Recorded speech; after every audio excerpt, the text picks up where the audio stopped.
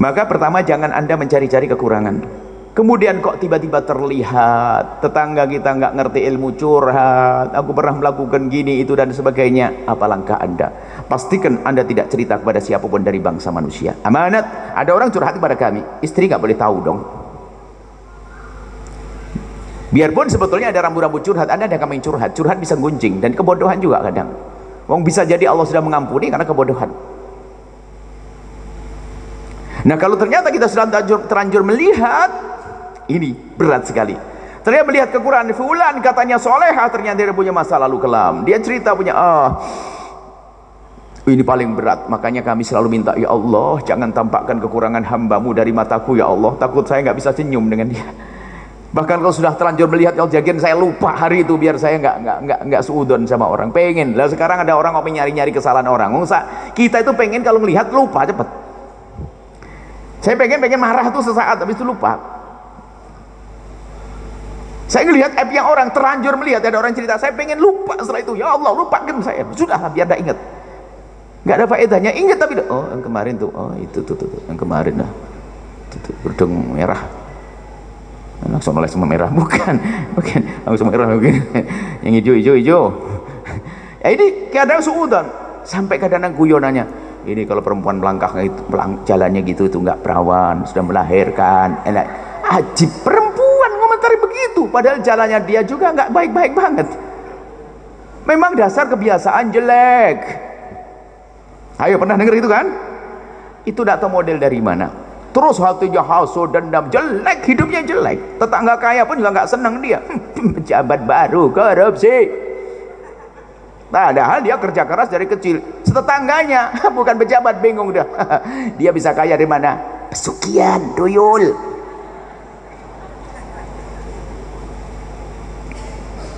Orang jelek hati selalu mandang orang dengan mata merendahkan. Baik, Anda jangan pengen tahu. Kalau ternyata Anda jangan pengen tahu. Kadang terlintas, mohon maaf, mungkin terlintas bayangan Anda tentang kejelekan tentang ibunda ayah Anda. Tepis, tidak.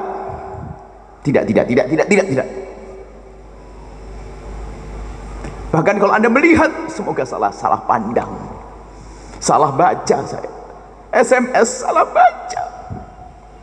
Maka wahai ibu yang solehah, bapak yang soleh, ini amanat antara Anda dengan Allah. Jangan Anda nakal, jangan Anda buat dosa, jangan. Kemudian di sisi lain kami ingatkan, nggak ada perlunya seorang istri pengen tahu isi handphone suaminya, dan tidak ada perlunya seorang suami pengen tahu isi handphone istrinya. Sebab hari ini handphone kayak hati. Seorang istri bisa saja punya rahasia dengan ibu yang tercinta, dengan saudarinya dan sebagainya. Dan saya tidak pengen melihat handphone siapapun. Mau dia ditutup di dalam handphone. Kalau Anda punya penasaran, Anda sendiri terseksa. Kalau mungkin ada seorang istri yang, tapi suami saya kayak mencurigakan, Bu, ya, apakah boleh saya melihat? Ntar dulu, ente siap tidak? Kalau seandainya melihat terus nggak benar, apa yang Anda lakukan? Anda marah, cemberut, atau Anda bisa menahan untuk bisa menyelesaikan masalah? Ayo, kalau Anda belum kuat, jangan lihat. Tiba-tiba langsung banting handphone dan sebagainya. Wah, berantakan. Tatanya ibu iseng temannya, hewean, kuyon.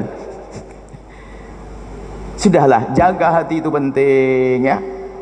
Jangan pengen tahu rahasianya orang. Baik, pertama jangan pengen tahu, setelah tahu berusaha untuk melupakan, kemudian setelah berusaha untuk melupakan, pastikan Anda tumpangi. Ini yang penting banget. Tumpangi dengan panjatan doa. Ya Allah, semoga, yang mungkin ibu yang solehah tahajudan, ya Allah, tetanggaku jam begini, semoga bukan karena nakal, semoga karena hal lain ya Allah. Ampuni dia ya Allah, berikan petunjuk ya Allah. Bahkan melihat, kita tuh sering congkak dengan ibadah kita loh ya. Habis majelis tengah malam, Masya Allah, majelis selawatan sampai nangis-nangis. Keluar banyak ke terminal, alun-alun ada anak gadis yang pakai baju seronok, melambaikan tangan sampai ada mobil lewat. Anda tahu maksudnya apa kan? Anda yang dari majelis kayak ahli surga langsung lihat, astagfirullah, ada malam begini. Astagfirullah. Siapa di antara kita yang di saat melihat wanita semacam itu kemudian menundukkan kepala, menitikkan air mata, kemudian mengangkat tangan, ya Allah, itu saudariku umat kekasihmu Nabi Muhammad, ya Allah, berikan hidayah Allah, hentikan dari kehinaan, ampuni dia ya Allah. Ayo, siapa yang kayak gitu? Kita sering congkak sok. Apakah Anda tidak sadar itu bukan madhabnya mbah Anda? Itu madhabnya iblis. Di saat disuruh sombong, iblis punya madhab sombong, bukan anda. Anda anaknya Adam, bukan anak iblis.